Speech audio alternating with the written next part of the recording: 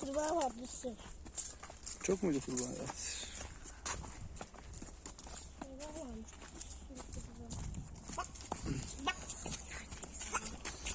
Bunun içimize yağmurla bir çok güzel temizlenmiş.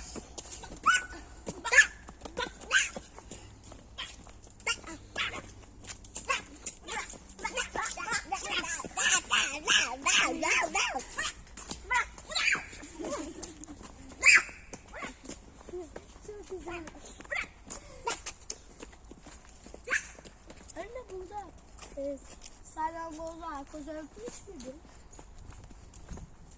Kendilerine. Anne. Yavaş hemen.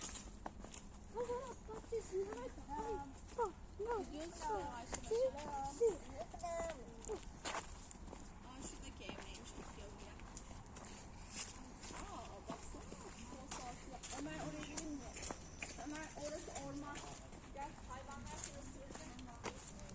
Şimdi evin ortasına girmiyorlar.